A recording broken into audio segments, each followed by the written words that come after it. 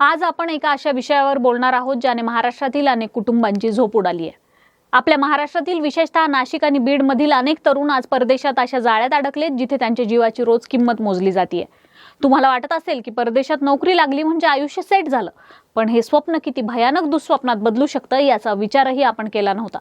Thailand आणि Myanmar सीमेवर golden triangle नावाचा एक परिसर आहे। तिथे आज आपल्याच देशातील आपल्याच राज्यातील तरुण कैदी बनून राहिलेत।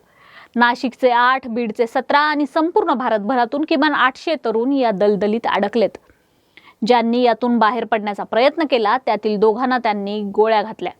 डोकं सुन्न करणारी ही स्टोरी आपल्या महाराष्ट्रातील पोरांसोबत घडली आहे। त्यातील बीडच्या एका मुलाने काही दिवसांपूर्वी कुटुंबियांशी संपर्क केला होता, तर आज नाशिकमधील एका मुलाने मंत्री गिरीश महाजन यांच्याशी संपर्क करत आपबीती सांगितली आहे। काय आहे हे संपूर्ण प्रकरण हेच आपण या व्हिडिओत समजून घेऊ। नमस्कार, मी अनुजा आणि तुम्ही पाहताय कार्यारंभ। एका तरुणानं एका मराठी वृत्तपत्राला आपल्यावरील आपबीती कथन केली, ती ऐकून अंगावर काटा येतो। नाशिकचा एक तरुण जो घरची परिस्थिती सुधारण्यासाठी बँकॉकला डेटा एंट्रीच्या कामासाठी गेला। त्याला वाटलं होतं की महिन्याला 20-25 हजार कमावून आपण कुटुंबाला मदत करू। सोशल मीडियावर दिसलेली ती जाहिरात त्याच्यासाठी सुवर्ण संधी होती, पण विमानतळावर उतरल्यानंतर जे घडलं ते त्यानं स्वप्नातही पाहिलं नव्हतं। तिथून त्याला एका गाडीत बसवण्यात आलं, त्याच्या डोक्यावर बंदूक ठेवण्यात आली, 8 तास प्रवास करून त्याला म्यानमारच्या जंगलात नेण्यात आलं। हे ठिकाण चीनच्या नियंत्रणाखाली आहे। तिथे त्यांची स्वतःची खासगी आर्मी आहे। AK-47 सारखी अत्याधुनिक शस्त्र घेऊन हे लोक तिथे उभे असतात। तिथे आमचं लोकेशन ट्रॅक करणं ही अशक्य आहे असं हा तरुण सांगतोय। काम करून घेतात, ऑनलाईन स्कॅमचे वगैरे काम करायला होते, तर असं काम जर नाही केलं तर आणतात, जेवाय देत नाही तर करंट देतात, डायरेक्ट बंदूक येते।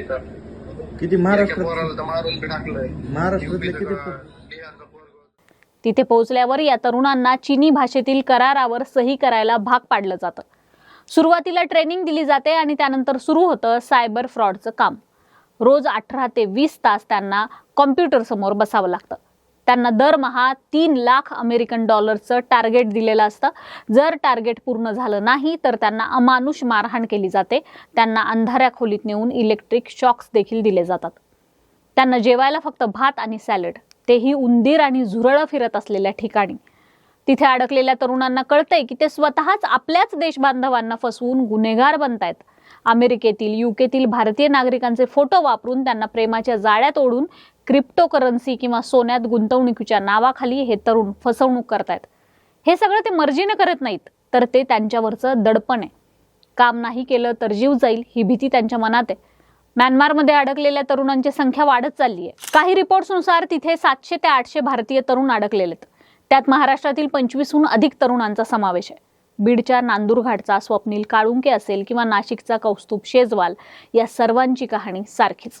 नोकरीचा आमिष, बँकॉकचा प्रवास आणि शेवटी म्यानमारमधील सायबर गुलामगिरी। हे तरुण रोज मृत्यूच्या छायेत जगतात। अनेकदा त्यांना फोन करायलाही परवानगी नसते। जर कोणाचे फोन सापडले तर त्यांना थेट मारून टाकलं जातं। त्यांच्या घरचे लोक आज हतबल आहेत। राज्य सरकार आणि केंद्र सरकार या प्रकरणात आता सक्रिय झालंय। मंत्री गिरीश महाजन, मुख्यमंत्री देवेंद्र फडणवीस आणि परराष्ट्र मंत्रालय या सर्वांनी यात हस्तक्षेप केलाय, पण तिथली परिस्थिती पाहता त्यांना बाहेर काढणं हे एक मोठं आव्हान आहे। आता प्रश्न हा पडतो की ही घटना आपल्याकडील बेरोजगार तरुणांना काय सांगते। तरुणांनी सोशल मीडियावर दिसणाऱ्या जाहिरातींवर डोळे झाकून विश्वास ठेवू नये। वर्क फ्रॉम होम किंवा परदेशात हाय सॅलरी जॉब या शब्दांच्या मागे अनेकदा मोठं षडयंत्र असतं। जर तुम्हाला कोणी खूप मोठ्या पगाराचं आमिष दाखवत असेल तर सावध व्हा। नोकरीसाठी कोणत्याही एजंटला पैसे देऊ नका। परदेशात नोकरीला जाण्यापूर्वी त्या कंपनीबद्दल सखोल माहिती घ्या। ती कंपनी अधिकृत आहे का, तिचं ऑफिस कुठे आहे, त्याचे गुगलवर रिव्ह्यूज काय सांगतायत, हे सगळं तपासा। जर तुम्हाला व्हिसासाठी कोणी हॉटेल बुकिंग दाखवून टुरिस्ट व्हिसावर कामाला नेण्याचा प्रयत्न करत असेल तर धोका तिथेच ओळखा। हे बेकायदेशीर आहे। लक्षात ठेवा, कोणाही अनोळखी व्यक्तीवर विश्वास ठेवून स्वतःचा पासपोर्ट त्यांच्या ताब्यात देऊ नका। पासपोर्ट हे तुमचं सर्वात मोठं सुरक्षा कवच आहे।